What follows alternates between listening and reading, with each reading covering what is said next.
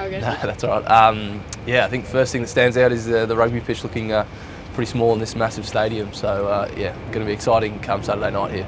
You grew up in Melbourne. Did you spend a bit of time at the MCG? Yeah, done a few visits to the MCG, a few AFL games, a few Boxing Day Test matches. Yeah, some pretty packed out, but fingers crossed we might even have a bigger crowd than that. So.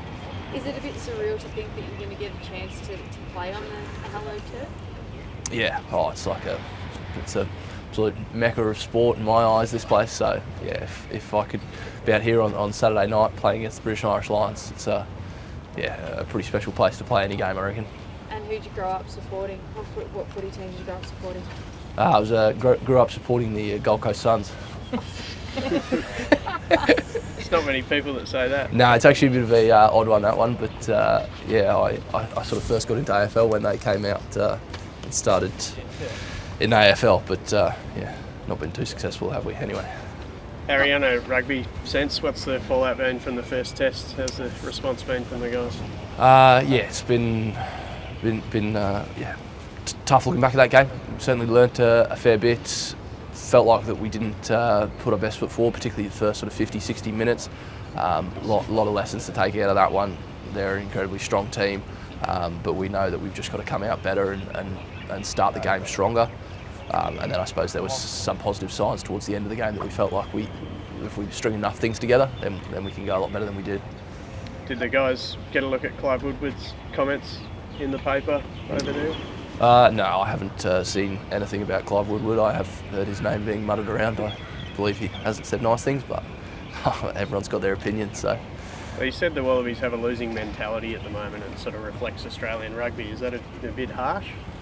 I think it's pretty ridiculous to suggest that the 23 people that played on the field at the weekend have a mentality of losing. We went out there to win the game, and we didn't win the game, but it was our intention very much so, and you could tell from every player in the team that we wanted to win that game.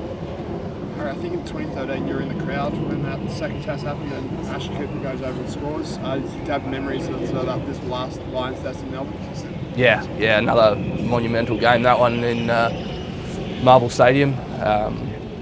Yeah, amazing. It was pretty much full that day as well, so yeah, similar signs this weekend hopefully. I think James Slipper was up earlier yesterday for it and saying like it's this being a do or die game, it's something you don't need to speak about around the group, it's something that's just sort of accepted. How do you handle the added sort of tension or the added sort of responsibility around needing to win this game to keep the series alive? Yeah, I think to be honest, like, you don't need to think about it too much. I think everyone's on the same page. You know you have to win this game in order to keep the series alive. So, yeah, I think emotionally it's very simple this week. We all know the task at hand, so I don't think anyone's got any questions about what's at stake. And particularly when you finish a game like that, I think you outscored them in the second half, if not like 19-10 or something like that. Like, do you feel the confidence when you're going into review and planning of, right, we know we can take it to these guys, we know we can, if we play our game, we can really sort of put points on them? Yeah, absolutely. I think as a team we just want to get better and better each week. I think that there's the confidence there as well. Like, we want to win every game we play, and we're going out there just to get better each week. So that confidence is what we need to go and win this game. But I'm certainly confident that the squad's got that confidence to win the game. What are you expecting out of the crowd here? It's obviously a heavy sort of travelling contingent of fans. Yeah, there was plenty of red at Suncorp. Equally, I was really impressed with how many gold jerseys there were. Haven't had a Wallabies game in Australia for a little while, and then to see them all come out and have their gold on was pretty special. So, yeah, I think with even more people, maybe 90, even 100, fingers crossed, on Saturday night, then you'd assume that there would be a bigger percentage of the gold than the red. So, we'll hope for that. What's the biggest crowd you've played in front of? I think this will be it. I've played in front of 80 before, but it's looking like we're going to get 90. Is that right? I think so. Yeah.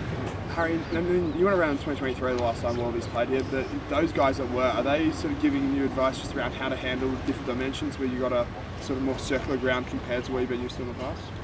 Yeah, I think at the end of the day it's a rectangle of rugby field, and it'll be the same. I think the only thing is that there's a bit of a bigger gap between the sideline and the stands, that you need to be aware of that when you're kicking the ball, but apart from that, I think I think the conditions will be similar to any rugby pitch.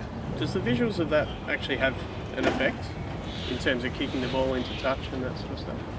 I think there's a slight awareness of when you're playing in a rectangular stadium that there's a proximity from the seats to the sideline, but yeah, we know where the sideline is, so I think that no, it'll make an insignificant difference really. Thanks, Harry. Thanks very much. Cheers, guys.